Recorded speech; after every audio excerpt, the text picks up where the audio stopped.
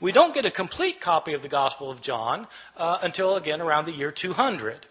But we do have this little scrap. Most of the manuscripts we have are not anywhere near this early, though. We start getting full manuscripts at the beginning of the 3rd century, around the year 200, 150, 170 years after Jesus' death. These are about 120 years after most of these books had been written.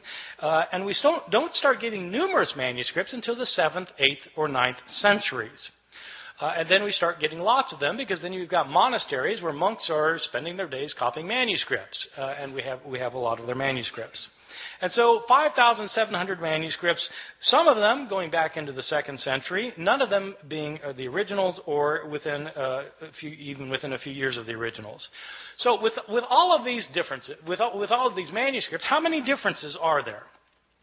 Throughout the Middle Ages, it appears that the scholars didn't realize that there was a problem of not having the original text, or very few scholars realized that this was a problem. Even the scribes copying the text, they sometimes would realize there were differences in the manuscripts they were copying, but they didn't make a very big deal about it. The first time somebody made a really big deal about this was exactly 300 years ago this year, in the year 1707. There was a scholar named John Mill at Oxford. I think he's unrelated to the Victorian John Stuart Mill. This John Mill was a scholar of the Bible, and he had spent 30 years looking at manuscripts of the New Testament. Now, this is obviously after the invention of printing, and printers have to decide what text they're going to print, and the problem is they've got manuscripts that have differences among them. And so how does the printer decide which manuscript to print? Well, it's a problem. That's when they started realizing that this was an issue.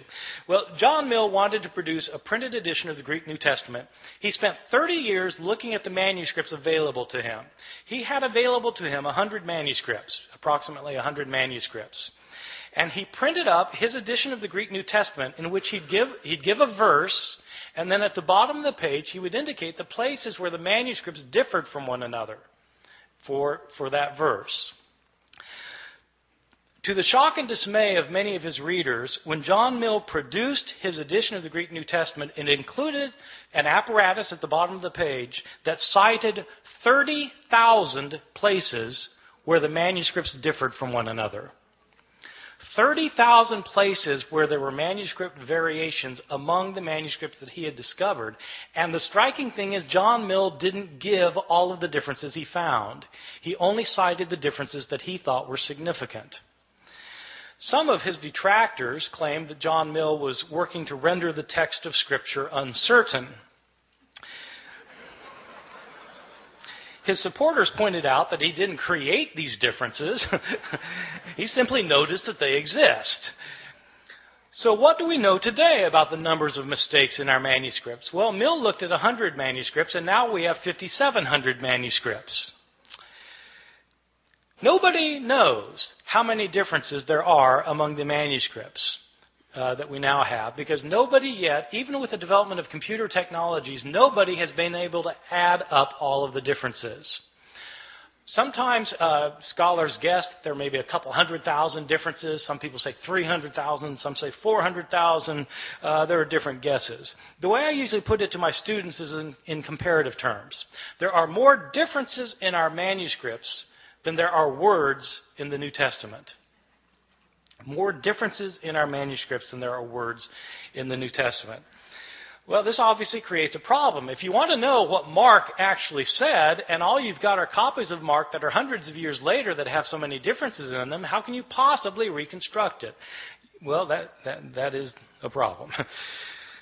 Now, having said that we have these hundreds of thousands of differences, I want to emphasize a particular point, which is most of these differences that we have in our manuscripts are completely insignificant, unimportant, and don't matter for a thing.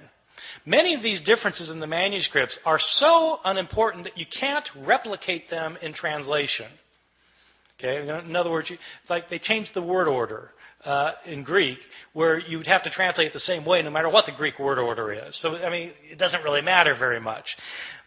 By far, the vast majority of these hundreds of thousands of differences are significant for nothing more than showing that scribes in antiquity could spell no better than my students can today. And scribes, of course, didn't have spell check. Scribes, in fact, didn't even have dictionaries. And many scribes didn't care how they spelled anything. Sometimes you'll be reading a manuscript and there'll be the same word that occurs, say, 3 times within a couple of lines, and the scribe will spell the same word 3 different ways. He just doesn't care how the word is spelled. Well, so, you've got lots and lots of those kinds of changes, and what do they matter for? They don't matter at all. So, having said there are all these hundreds of thousands of differences, I want to stress that most of them don't matter for very much. Some of these changes, the ones that don't matter, basically are accidental mistakes. Scribes were sometimes tired or sleepy. Sometimes they were distracted. Sometimes they were inept or unqualified, and they made mistakes. They would leave out a word. They'd leave out a verse. Sometimes they'd leave out a page. They just made mistakes sometimes. One of the common mistakes of scribes is actually kind of interesting. Sometimes, in the New Testament, you'll have a saying where you'll have 2 lines that end with the same words. Like Jesus in Luke chapter 12 says that whoever confesses me before people will be confessed before the angels of heaven, and whoever denies me before people will be denied before the angels of heaven. So you've got 2 lines that end with the words before the angels of heaven. And what scribes sometimes would do is they'd copy down the words before the angels of heaven on the first occurrence, and then, they'd copy it down, then their eye would go back to the page, and their eye would alight on the second occurrence of the same words. Thinking that that's what they had just copied, they'd go then to the next line and start copying there, and as a result, they would leave out the intervening line. See how that works? That kind of phenomenon is where your eye skips from one line to another. It's called parablepsis. Parablepsis. And when you have words that end the line the same way, that's known as homoteleuton. So this kind of mistake is called parablepsis occasioned by homoteleuton. It's on my final exam at Chapel Hill. Probably the most egregious mistake in any manuscript of the New Testament, one of my favorites, is in a manuscript that's manuscript 109. It's 109 because it's written on parchment and animal skin instead of papyrus, and it's the 109th manuscript that was cataloged. This is a 10th century manuscript that was written by a scribe who wasn't paying attention, and this scribe was copying the Gospel of Luke. Now, the Gospel of Luke is one of the 2 Gospels in the New Testament that has a genealogy of Jesus. Genealogies usually aren't the favorite reading of my students at Chapel Hill, and I think probably it wasn't the favorite reading of this guy because he wasn't really paying attention to what he was doing. But, in Luke's genealogy is actually fairly interesting because in Matthew's the other gospel that gives a genealogy of Jesus, and it traces Jesus' line all the way back to Abraham, the father of the Jews, in Matthew. Luke doesn't stop there. Luke keeps going. Luke traces Jesus' genealogy all the way back to Adam, as in Adam and Eve. This is a fantastic genealogy. I've got an aunt who's a genealogist who's traced my family, back to the Mayflower. The Mayflower, Adam and Eve.